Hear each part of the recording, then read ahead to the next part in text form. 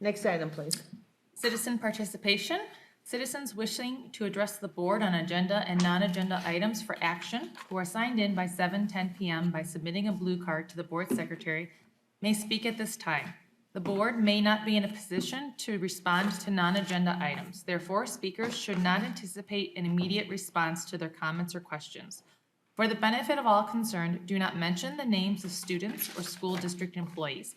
Please keep your comments as brief as possible. The board president reserves the right to limit times. The first blue card that we have is from Maddox Rowe, who would like to come and speak about the music program.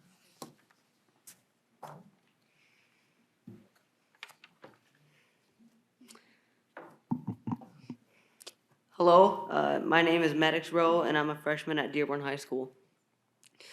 In middle school, my band teacher was Mr. Garrison. I had him through 6th and 7th grade, and he left partially through my 8th grade year. Having him as a teacher was when my passion and love for music started. When he left, I questioned whether or not I would feel the drive for being a part of a music class. As a freshman, I've been a part of marching band, jazz band, and concert band. Mr. McCloskey has helped me believe in myself again. He helps me strengthen the areas that I need most, as well as praising me in the areas I do well in. Mr. McCloskey makes me feel heard, makes me feel confident, and I look forward to having him as an educator for the rest of my high school career. Thank you. Thank you.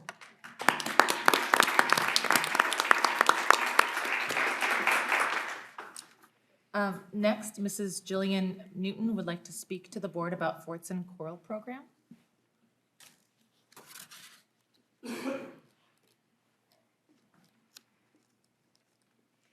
Good evening.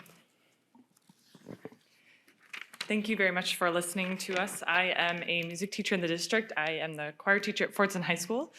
Very pleased to be speaking with you. I just wanted to kind of touch on some of the points earlier to kind of offer some perspective of the classroom. One of the points I really agreed with was the idea that we have to expose students before they realize that they'll have an interest in it. At Fortson High School, I joined in 2020 in the middle of the pandemic, and it was really difficult. But by this year, I had students that were placed in my classes, and they didn't all know if they were going to like choir. I started with 85 first semester, and by this semester, I'm already up to 125. And a lot of these kids said, oh, I might drop the class. I'm not sure if I like this. And all of a sudden, they realized they started liking it. I have basketball players trying out for solos. They're all going to be singing them on Thursday at the concert. We're going to Choral Festival. They're getting to see all the great opportunities. And I have kids saying that they want to stay in the program. And all I want to express is that this takes time. And that's all it does is time and consistency. The first year or semester, you'll have kids that don't know if they want to be in there, but then some of them will stay. And then the next year, you'll have a few more, and it will grow. As this happens, more students will realize the continuity of the program, how strong it can be, and they'll want to be part of that.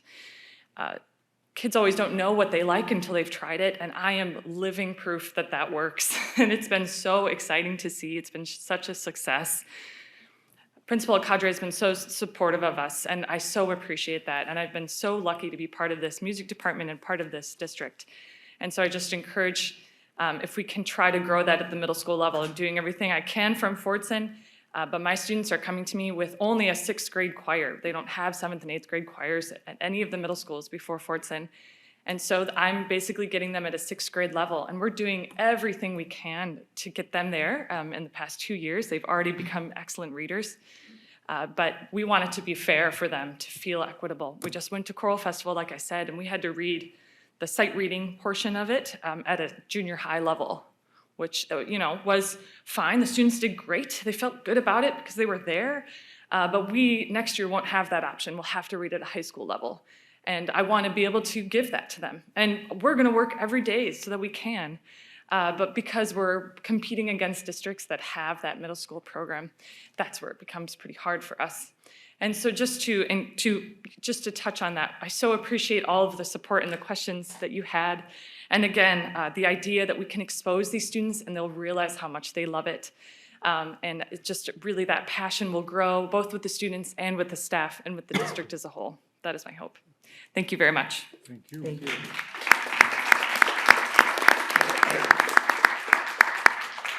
Mr. Brian McCloskey would like to speak to the board about music in our schools.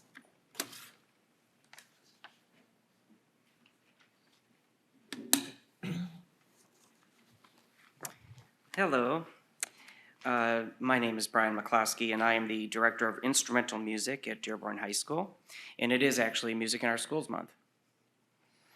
As you have heard already, and may continue to hear from my fellow music teacher colleagues, there is a lot of passion for our schools, our students, and our music programs. I appreciate the presentation by our middle school principals regarding the current state and possible future of music in our middle schools. And I believe that this discussion, which I think we know, they answered this already. I wrote this ahead of time, which is in response to a concern brought forth by a Fordson student and instrumental music teacher at Fordson at the November board meeting. I think it's a step in the right direction, and I'm glad to see the principals addressing it, and Lisa, and apparently now the board. I'm glad to see some movement, and I welcome a robust discussion on how we can grow our programs back with the support of our building principals and the executive board. It would be too much to fit into the allotted 3 minutes, all of my own ideas, let alone the ideas of my outstanding colleagues and capable department head. But please realize that we all want the best for our programs, which translates into the best we can offer our students. And we are concerned about our numbers, the lack of music offerings and numbers in each of our middle schools that directly affects our high school programs. And we all are doing our level best to grow our programs. Bluntly, however, I believe we have some structural barriers to robust student participation in music at all levels, from 5th grade through 12th grade, that must be addressed before we see higher enrollment. My colleagues, who is the reason I came to, my colleague, Mr. Taylor, who is the reason I came to the Dearborn Public Schools in the first place, will speak later, I'm sure. I welcome these coming discussions on how to address these structural issues with anybody who wants that. I'd like to give a little background on myself and where I have come from. I began teaching in the Almont Community Schools in 2002. If you're not familiar with Almont, it's a very small town in Lapeer County, just north of Romeo, which is the last town in Macomb County going north there. A small town with less than 500 students in the high school. My first year, I had 40 students in the high school band, with varying numbers in my elementary and middle school bands. In a small town, the music teacher teaches all the music. The very next year, the ranks swelled to 72 in the high school. By the time I left Almont for graduate school full-time in 2015, the high school band had 120 members. So I know how to build a program, and I think that I can see how we could do it here just as well.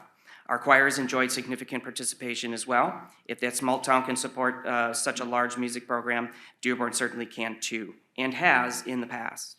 Not only are we dealing with structural issues, we are dealing with fallout from COVID and online learning.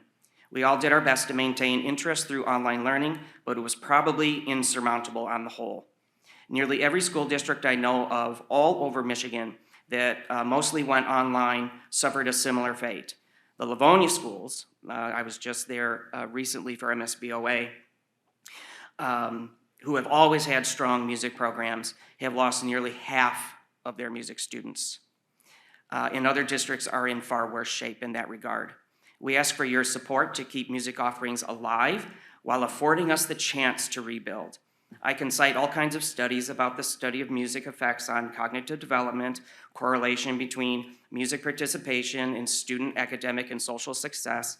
We believe we teach far more than music in our rehearsals, from self-expression to personal responsibility to history and culture. Give us a chance and we will see more students pursuing music study, most thoroughly enjoy in receiving these valuable life lessons. I have to tell you, I look forward to coming to work every day. In fact, I often can't wait to get to work and make music with my amazing students. I never have to raise my voice to gain anyone's attention. I merely have to gently redirect rare off-task behavior. The DHS ensembles have earned top ratings at MSBOA festivals, even after not having played together much at all during the last year. 2 judges, straight A's on our rating sheets from last week. All A's and B's from both the orchestra and the band. Last year, the same thing. In the last 2 years, actually, the marching band participated straight first division ratings from all 3 judges in the last 2. Marching band was the only time my students were able to play, and that's an extracurricular. Somebody in the presentation said, oh, how do you teach a trumpet online? I'll tell you how to do it because I did it. You have to do a half-an-hour lesson with each one of your students weekly during online learning. Teach till 8, 9 at night.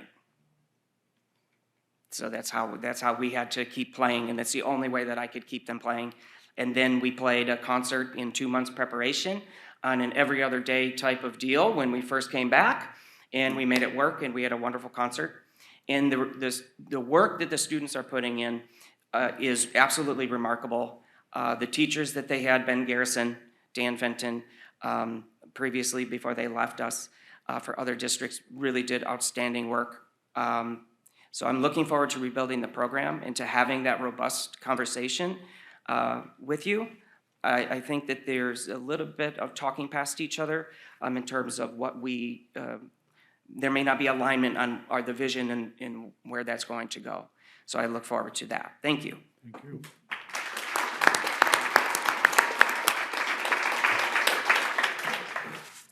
Next, Mrs. Nicole Hartrick would like to speak to the board about instrumental and vocal music in Dearborn. Good evening, everyone. My name is Nicole Hartrick. I'm a band and orchestra director in the district. I teach grades 5th through 8th, and I'm at 4 schools, 1 middle school and 3 elementary schools. I'd like to thank you for your positive comments and support of the music program tonight.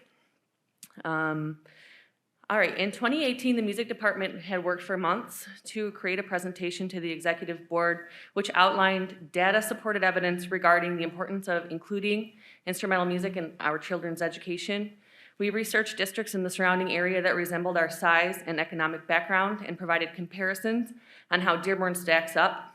We proposed solutions for how we can revive the instrumental music program so that it could thrive like it did in the olden days, or at least be equitable across the district. We worked so hard in this presentation, and the need for reform was very obvious. But at the end of that meeting, the exec board did not ask any questions, did not provide comments, and when it was over, they left and let us know they would follow up. We did hear from them shortly, and we were notified that none of our suggestions were going to be moving forward. We felt very disheartened and a little defeated. There have been lots of conversations. Dr. Maliko, you mentioned in 2019, after the collaboration with the National Arab Orchestra and the Fordson schools, we were excited to hear that there were some positive movement, possibly rebuilding some of the instrumental and vocal programs in the feeder schools that led up to Fordson. And I know the pandemic happened, so I understand that, but again, we haven't seen the forward momentum there.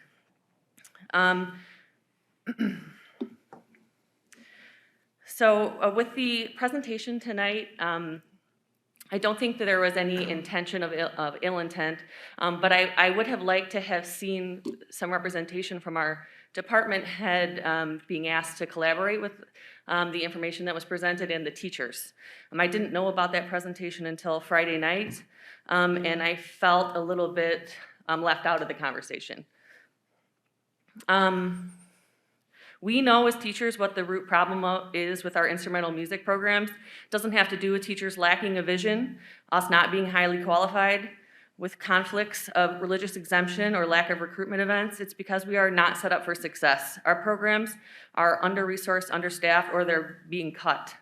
When you see the guide up there, it does say, you know, band and orchestra is being offered at Salina, but it's not being offered at all grades. So it would be maybe worthwhile to get the detail of how frequently those classes are meeting and at what grade level.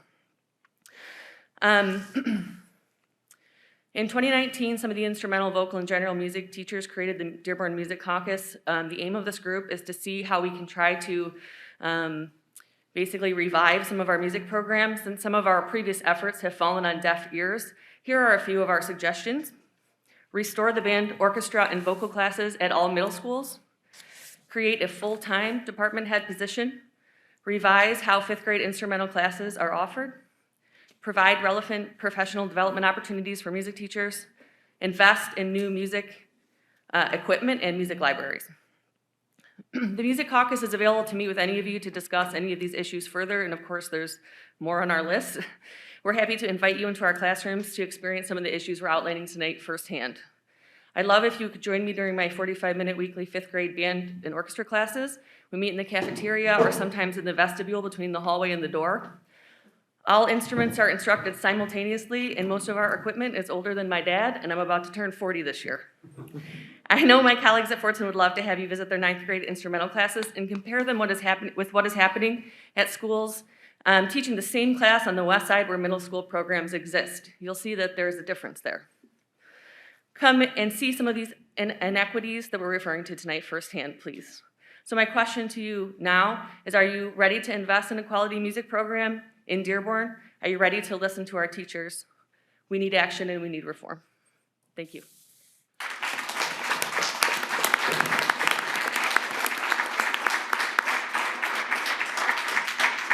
Next, Mr. Dan Taylor would like to speak to the board about the middle school music schedule.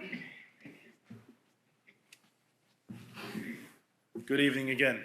I appreciate the dialogue that happened during the presentation, and that steals some of my thunder from what I want to say, but regardless, I'm gonna read what I wrote because I think it's important. Albert Einstein once said the definition of insanity is doing the same thing over and over and expecting different results. I stood before you earlier in the year as a citizen, teacher, and a fellow board member to bring attention to the inequity across our district's instrumental and vocal music programs. I am here again to offer my recommendations in response to this evening's presentation on middle school music offerings and the challenges presented. Please take a second to imagine the tire on a bicycle. The rubber tire around the outside represents the music program systemically K through 12. The hub in the middle represents the very basics and the foundations of a great music program: your band, your orchestra, your general, and your vocal music. All of the spokes leading from the hub to the tire represent your jazz and marching bands, percussion, a cappella, chamber ensemble, solo and ensemble performances, musical theaters, etc. These are the groups that are in high demand year after year for community performances and oftentimes bring a great deal of positive publicity to our schools. Yet we struggle to meet many of those requests regularly because, quite frankly, our hub is rusty, our spokes are loose, and our tire is flat. As I look through the middle school offering chart, I notice an important piece of information has not been included. That is the contact time with the students at the different schools. So not only do we have an inequity of offerings throughout the districts, if you break that schedule down further, and I would love to provide this for you, there is not even equity between the schools that actually have programs. Some schools, students get 275 minutes a week, some schools get 550. So we actually have two problems going on in the middle of all that.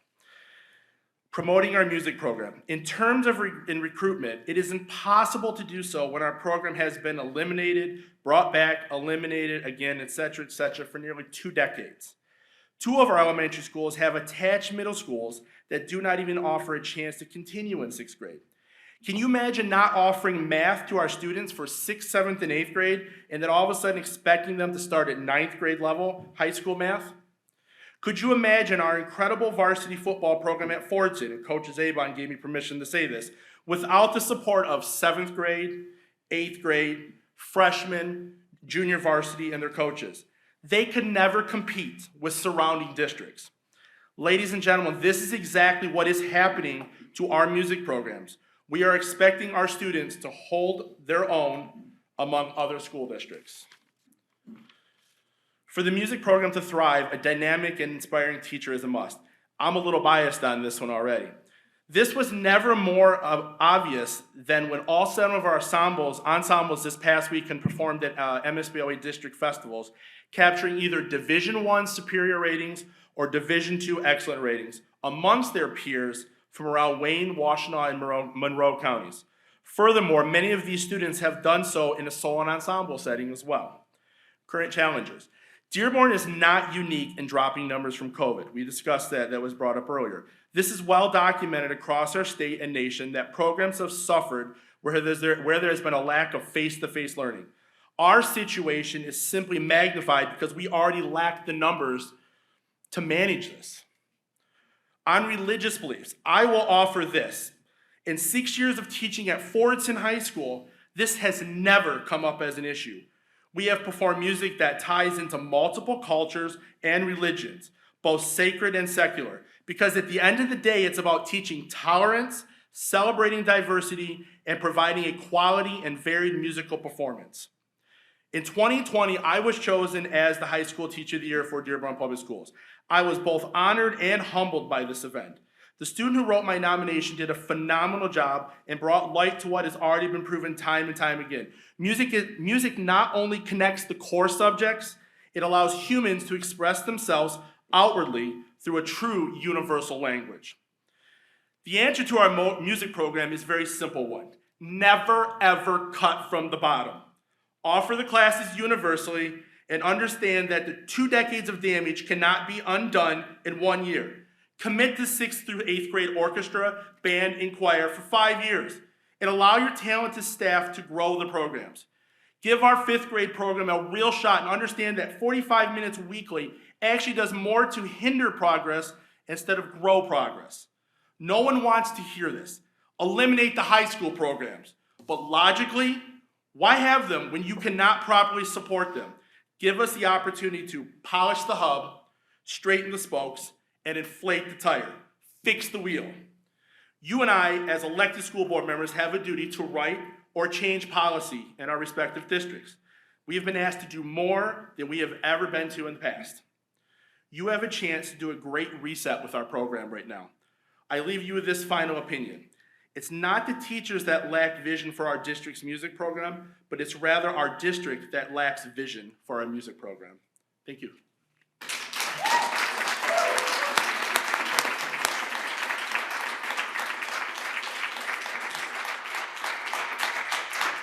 Mr. Eddie Fakuri would like to speak to the board about a problem that exists in the district that is directly affecting my daughter family, he says. Good evening, everyone. Bit ironic, I'm usually entering this building giving positive news, and unfortunately it's reached a point where I felt as a father I needed to be in front of the board. So I want to start by making clear my position today. It comes from good intentions, understanding, and respect. I say that because I don't want anything taken out of context for what I'm about to share. Right now, I need to make it very clear that as a father, I've had to experience, unfortunately, a hidden problem that's been in our district for many years. I have 3 sons that graduated with honors. They're out of the district. They've experienced this problem. And now my daughter who's in middle school. And the problem is really a problem of hate. You may not be aware of this hidden problem, but my family is.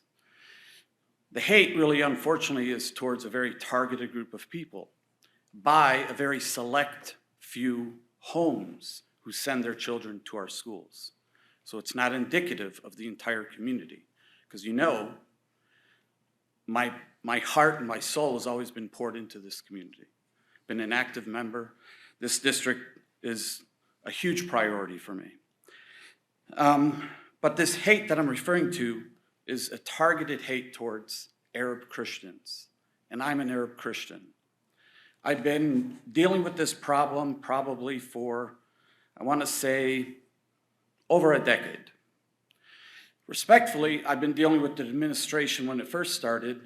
The late Brian Whiston heard our problem, creatively approached it. There was traction towards solutions. Gap of time went by. My daughter enters middle school. Now we're seeing this problem come back. So I say it again, my intentions are of good intentions. It's to expose this problem and educate everyone on something that's very targeted. The The reason why I'm here is that I know where this problem is heading. This problem that my daughter has experienced started as she exited elementary school. It comes from a point of ignorance that these families pretty much raise their children with. And these kids come into the classroom, sit next to my children, and we don't teach or try to distinguish by anything other than we're an open family. We have a great deal of respect for our community. I think everyone knows that.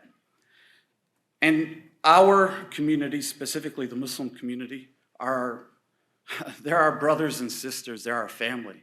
We've been one community for many, many years. This is not towards any specific group of people, but it is a very specific problem my family is dealing with, because my daughter, as her brothers were, they were the only, and she is the only Arab Christian in her class.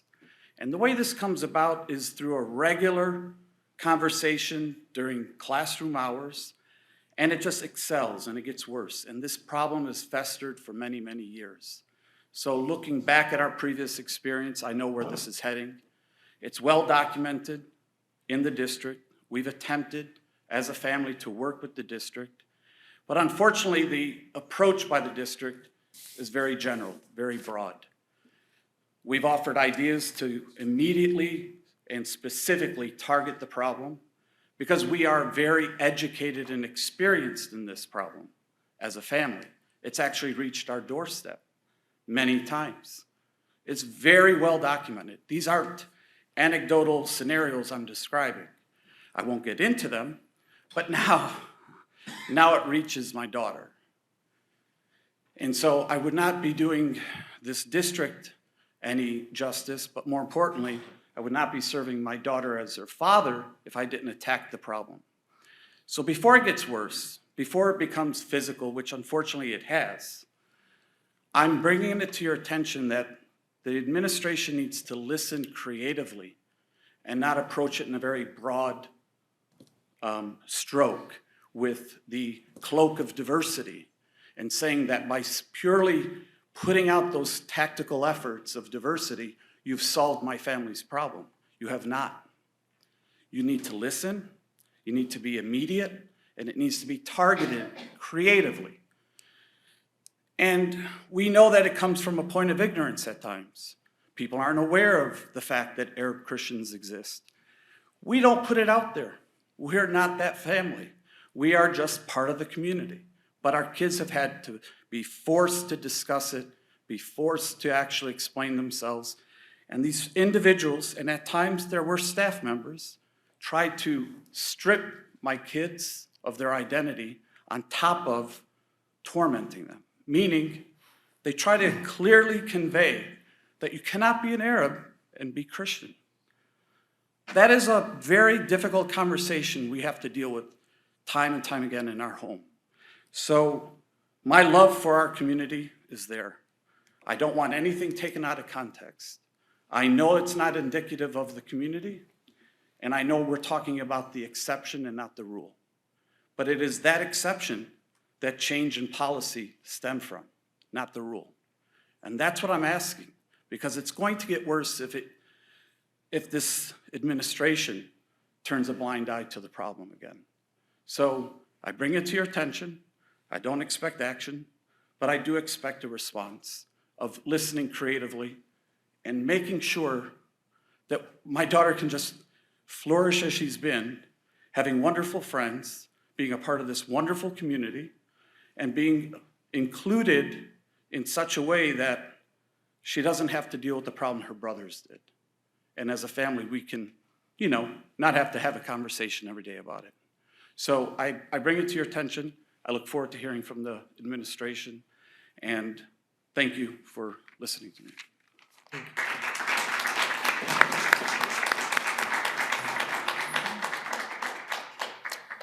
Next is Angela Cater.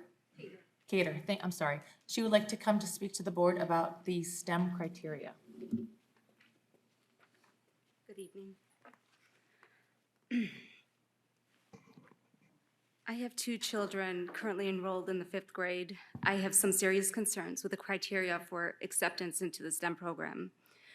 We just came off of a lost year of education due to remote learning because of the pandemic.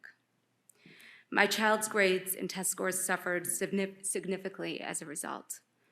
We chose to enroll our children in summer school last year in hopes it would recover some of that lost learning.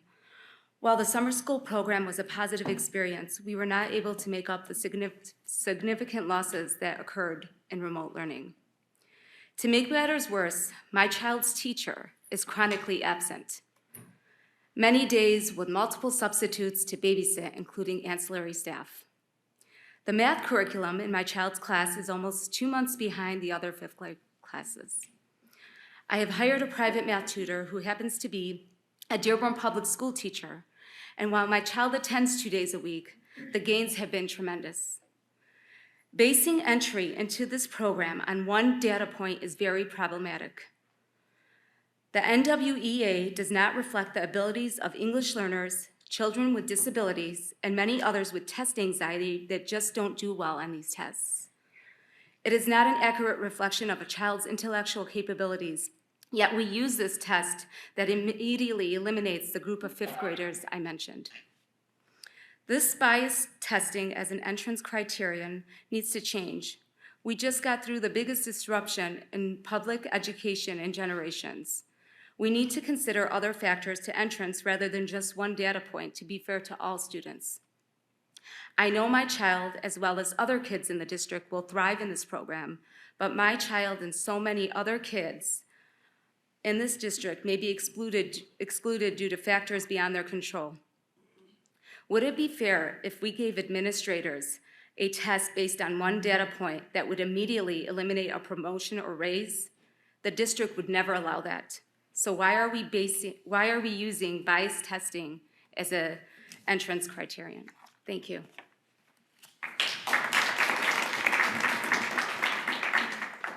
Next, Mrs. Joanne Nava would like to speak to the board about STEM and DCMST admissions policy.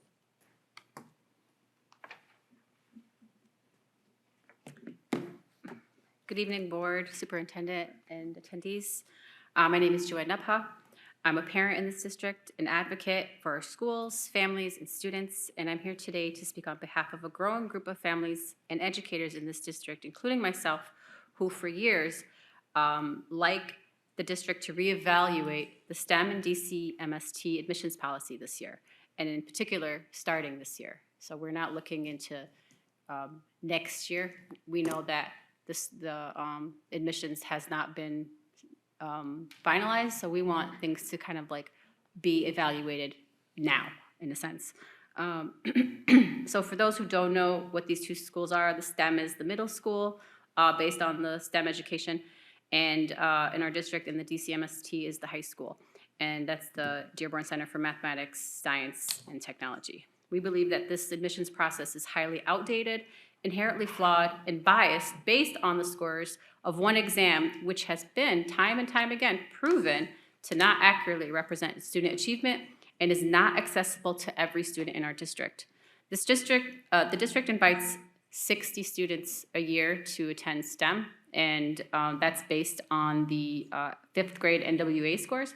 Now, these students are traditionally also invited to attend the DCMST along with 30 more students because there's like 90 spots open for this. And although the process for DCMST may invite more students from across the district, STEM invitees are part of a more narrow, biased selection. It is also being seen as more of an exclusive selection of students. Transportation is another factor to consider, in that if a child is invited and cannot find someone or does not have transportation, then they lose out on this opportunity. And one of the reasons that we believe in the reevaluation of this admissions process is because students who are invited to attend these schools may or may not express like an interest in, may or may not in this career track, like in the STEM fields, but are encouraged to enroll for a number of reasons. And this is not limited to pressure from family members, the idea that that they're gifted and talented, and some only basing this on the belief that of the NWA and MSTEP scores, And the idea that the schools, like these schools, give the students the edge needed to advance. The idea that these schools are elite and colleges eye students that are enrolled there, and the idea that other middle schools and high schools in our district are not fit to provide their student with the rigor of coursework their child deserves. All this mentioned is absolutely not to demean or knock down any student enrolled or any teacher that teaches at these schools. However, we believe it is necessary to be real now about the inequity issues that have become clear when discussing the student body represented at these schools that does not reflect every part of our city.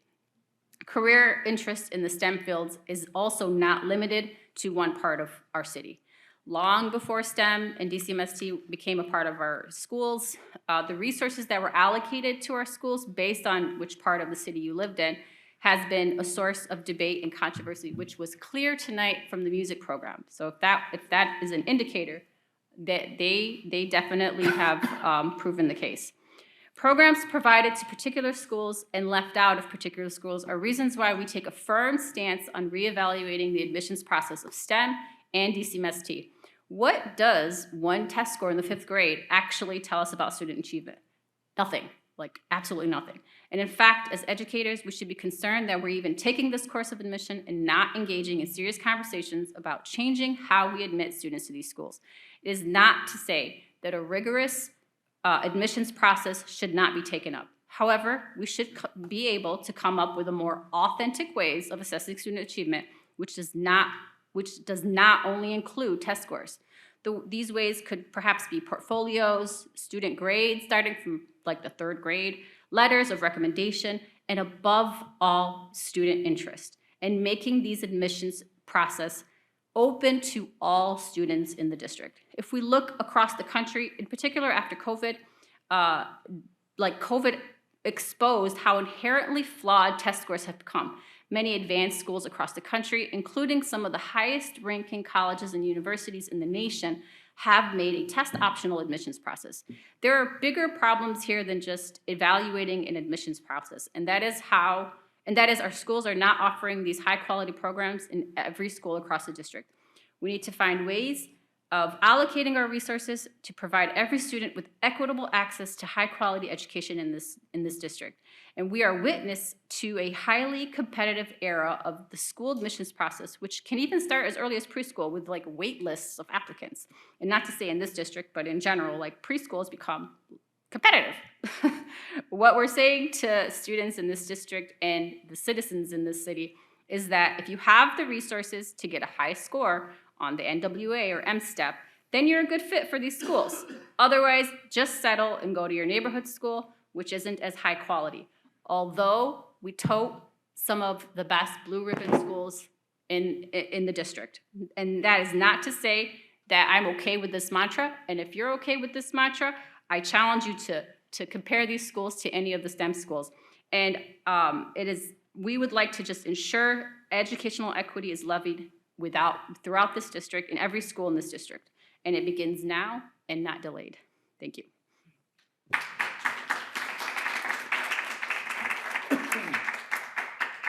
Last is Mr. Mohammed Bader, who would like to speak to the board about the Dearborn District inequity.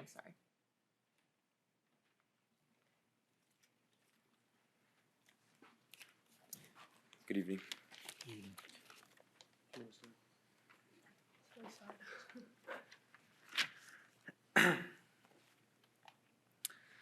Good evening, Dr. Maleko and the Dearborn Board of Education. I would like to thank you for the opportunity to speak this evening. My name is Ahmed Sharif, and I'm a senior at Fulton High School.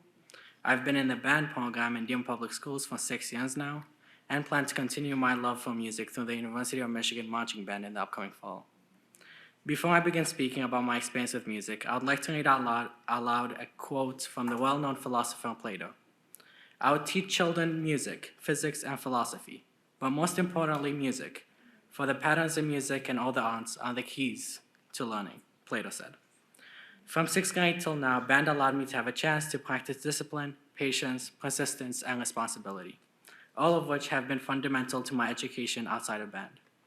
Not only did being in band allow me to practice all of those, but also gave me the opportunity to form numerous friendships while also improving my communication skills. In band, I am constantly pushed to my limits as a student and a learner, whether it is learning new music sheets or a whole new instrument. I am continuously motivated to achieve what seems impossible. It has been a life-changing experience to be part of the band program at Dearborn Public Schools, and it is no wonder that I find myself writing multiple essays about band when I apply to colleges. I am worried, however, that students in this district might not be able to join band in the future. Watching the number of students slowly dwindle and schools one by one closing their music programs, I feel like band and music in general have been ignored when deciding what is important for the students in our district. I ask you to please help in making sure that band stays an active program in our district. Just like Einstein once said, I see my life in terms of music.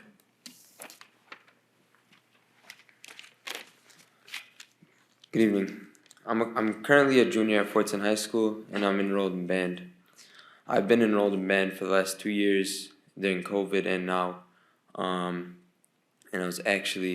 I took 3 years of band in STEM Middle School, at STEM Middle School. But next year I won't be enrolled in band. And this is not rare amongst my class.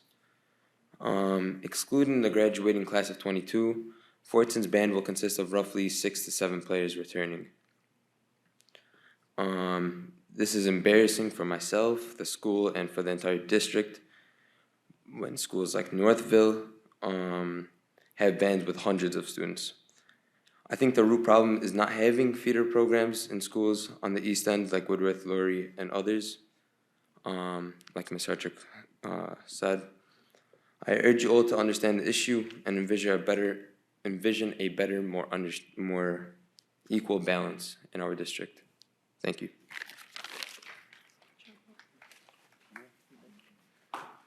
Good evening, everybody.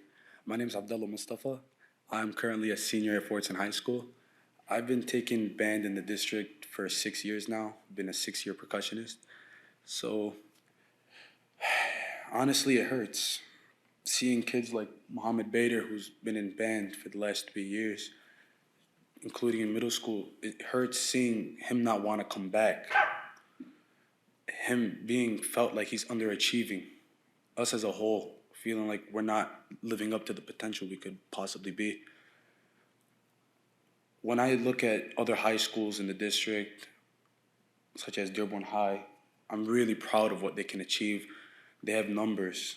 Like, it makes us feel like, how do I explain it? Inferior. It hurts. And like Mohammed Bader said, it does have to do with the feeder programs, Woodworth not having a band, Laurie being disbanded 4 years ago. I just hope that you guys listen to us and take into perspective as a student. I might not be in high school no more, but for Mr. Taylor, who's been outstanding, been fighting, not just for me, but for our organization as a whole, just to take into consideration what it really means to us as students at Fortson High School, having a band of 6 kids next year. I'm at a loss of words, I'm sorry. Thank you. Mr. Mustafa, what middle school did you attend? STEM Middle School. Thank you. With Ms. Hartrick. Thank you. Hello, I'm Stavros Stiliano. I'm a freshman in Fortson High School, and I'm currently in band. This would be my 3rd year, counting my 2 years in middle school. I went to STEM Middle School. It just pains me to see that my band class next year will be so small when compared to other schools in the district and outside of the district, and we won't have really a chance to improve that in my high school career. I mean, like Mr. Taylor and the DHS band have been in talks of like being able to put Fortson kids in DHS marching band because we just don't have the kids to have a marching band. And that, misses out on an incredible experience, along with, credits you can get from doing extracurriculars like marching band. And it just pains me that I might not be able to experience that. Hi, I'm Cheyenne Brown. I'm a senior at Fortson High School. I actually went to a school outside of the district for middle school. I've talked to you guys before about this, but I graduate this year, and the whole idea at Fortson is pride, legacy, tradition. I'm not leaving behind a legacy. None of us seniors are leaving behind a legacy when we leave that band room. What we're leaving behind is a band teacher, an orchestra teacher that's losing his program. And I know that you guys are working on it, but it hurts. It hurts to know that I'm leaving him behind, and I'm leaving him and him. I'm leaving them behind. And I feel like you guys aren't working on it to help them, to give them more. Thank you.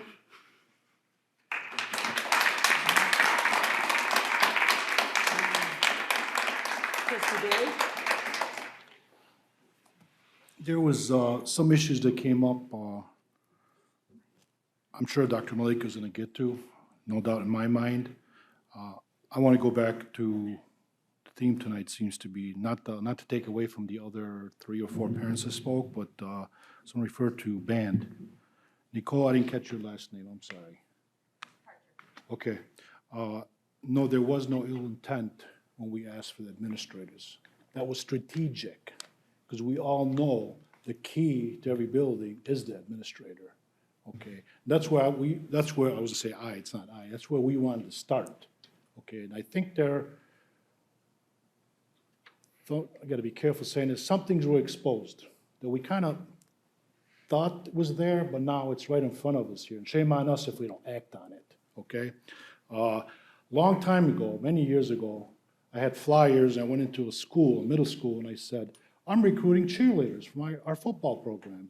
And the response I get, these parents don't care about blah, blah, blah, cheerleading, stuff like that. Fast forward 10 years, we send a cheerleader to a major university, full ride scholarship that came from that school. Their principal's no longer with us, retired, long gone, but that attitude has to change. The key is the administrators. So there was no ill intent. We know how you feel. We know the band teachers and orchestra teachers, we know how you feel. We want to try to figure out a way to support you. So I hope you don't think that that was disrespectful not to include you into their program. I asked very specifically that I wanted a principal, an administrator from each middle school feeding a track. So let's start there and we'll go from there. Thank you, Madam President. Now, I know that Dr. Maleko had some thoughts. Everyone else? Go ahead, Dr. Maleko. Yeah, so I'll just kind of talk about the music. Yeah, I'm excited too, and I hear the concerns, as mentioned, supportive of the music. I look forward to a joint effort to bring the enthusiasm back, both because of the program here, but post-COVID. I am aware of the structure of middle school, and I can speak to, in fairness to middle school principals, there's a lot of pressure on them too when they're developing schedules. I know how that works, but I'm committed to my team. We started last year with looking at staffing with, a combination of enthusiasm, and I've seen enthusiasm because I've seen the great work when I go out and see the performances. And I think that has got to be kind of a twofold approach. I take the offer to work and sit down with people. We've had discussions at executive cabinet, and the truth is, even for my administration, I'm just going to say COVID hit, and I'm going to be honest. The priorities for us have been getting through and keeping kids in school in general during the COVID. So that has been our priority. It's not to say that music or other curriculums are not, but the reality is that has been kind of our main priority going back a year and a half. So all of the things, as I said, I had a very good conversation, and again, Ms. Meyer and I have worked together for many years. I'm excited to have those conversations, and maybe now coming out, I think we're coming out of COVID, or I hope we maintain that, and we can do other things to, provide for that enthusiasm. So I'm committed. I think the board is, and I think it's going to be, it's got to be twofold though. It's got to be teachers, parents, students, and administration all working together for all ends of the resource to make it work. And I think then we can do it. That's my comment on that, but it'll be on the cabinet agenda for tomorrow, and more discussions, coming forward. And it has been on the cabinet agenda as well, the music program. So those are my comments on the music program, but I look forward to further discussion and further ideas and collaboration and acquiring excitement. As far as I want to comment on the STEM criteria, and I know we have Dr. Green here, who is the principal of the Michael Berry Career and the STEM program. The STEM, we're under current review for that. I can tell you it has changed over time. That program did start, as a small standalone program, but what I can say is we value all the schools, and we promote STEM in all of our middle schools and all of our high schools. So it's not just the STEM. Now, that was a program that came under the previous superintendent with the movement of the parents that really wanted this program, and there is a limited number of spots. So at some point, just like programs, you have to come up with an admittance criteria. When I was a middle school principal, I could speak to the DMC, DCMST as well, and you have to have a criteria. It used to be a ranked order. It's now a minimum percentage with the NWA, and then it would be a lottery if there were more than 60 students. So we have tweaked that, but I can tell you, and I know Dr. Patterson is leaving because of his promotion, but it is on the agenda for discussion, for looking at those criteria, especially we've talked about assessments and other things during COVID. So that will be part of the discussion and ways to possibly expand STEM throughout the school and or maybe to have other programs. But what I can tell you is we're expanding and we're promoting science, technology, all the things throughout the district, not just at the one school. We know it's important for all of our students across the board, so not just the 60 middle schools that get admitted every year, but students throughout all of our middle schools that I know there's an interest in science. For example, we've had programs like coding for girls and other things that we've done because we know that science and technology are very critical and important in mathematics. So those would be more to come on the enrollment with the STEM criteria and DCMST. Thank you, Dr. Maleko. Thank you. Trustee Watts. So just to follow up what Dr. Maleko was saying, because what I'm hearing is from the music department, we heard from the principals, we heard from the teachers, we heard from the students. And when one of the students left, I saw him hug his music teacher. So I look forward to the future when the principals, music teachers, parents, and students get together, because it sounds like everyone is invested in making sure that this works. So for it to work, I think we need to collaborate together to make sure that everyone is on the same page so that we do have a lifelong, strong music program going forward, because COVID has hit, and I think everyone understands the value of music. So yes, it may not be a core class, but we know that we understand that the cognitive development of music and how it relates to math. And I think we need to start earlier than just the elementary school. We have the early childhood program here, the teachers here, and music starts early, right? We even know about the studies about music in the womb. So the exposure to music shouldn't just be in elementary school. It should be in our early childhood programs with real instruments in every single classroom and exposure early on. So I would challenge, let's start even farther back than elementary school and start with the early childhood programs that we have in our district. So that's number one. And I think number two, with the STEM criteria, I'm biased. I despise standardized testing. And I think to say that the haves and the have-nots with standardized testing, our kids are more than that, right? When we go do a job, we're not asked to take a standardized test. We're asked to have a conversation to see who we are as an individual, and I think our students deserve the same. So is there room in this world for standardized testing? I don't know. COVID seems to be unsure, or COVID has created that conversation, but to say to our students, hey, in 5th grade, you didn't hit an NWEA score or an M step, and therefore you're not accepted in this program during COVID is unfair. And I think it doesn't give us a strong picture as to who our students are. And does it show the adversity that they had to go through, the resiliency that they had to go through? So I think we need to re-examine to find out, how do we get that student who, number one, is interested into the program? And can we look beyond the standardized test to say, who are they as an individual? Are they independent learners? Or do they have that interest to really hone in on that admission policy going forward? Because like I said, the elite colleges are not looking at SATs anymore. They're optional. So, that's something that we need to reevaluate, and it sounds like that's something that's going to be on the agenda to begin with. So I think these are good conversations to have. And so, I look forward to all the collaboration that's going through that will be happening in the next couple of days. So, Madam President?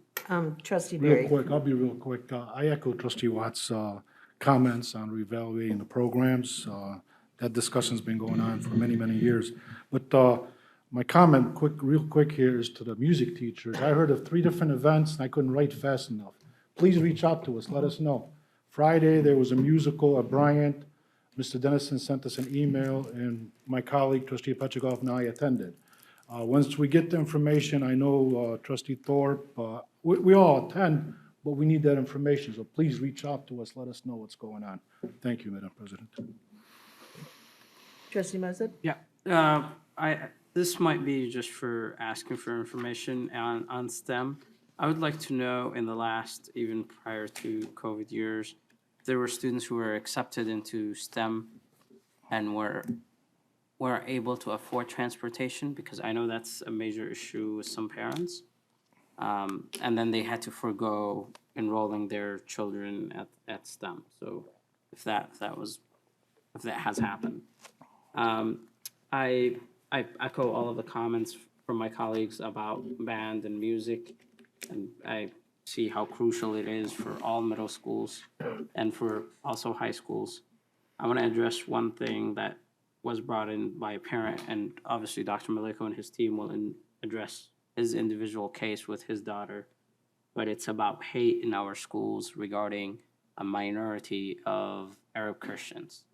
And it's crucial that I say this as a board member, as myself, and I believe as a whole district, that we do not condone or we do not allow any racism or any hate that happens in our school against anyone based on their beliefs or religion or sexual orientation or stress. So it is very important that we address this situation with this obviously amazing family that has given a lot to our district, and it doesn't matter who they are, but nobody should be discriminated against in our schools. I'm very concerned that he mentioned some staff members. I could see that happening in some, as he said, and as he put it eloquently, some families doing that from ignorance. But I'm very concerned that some staff members would be doing the same. So I hope that this gets addressed, and a meeting would be requested with Mr. Fakori and his family. Thank you. And just that one, just so you know, our process is when it's a specific concern. I've already had an executive director reach out, so that plan is in the works to definitely follow up. And I know Mr. Fakori well, going back many years, so. Thank you. Thank you. I want to thank everyone for bringing your thoughts and your concerns and your issues to the board. We appreciate your engagement in our district.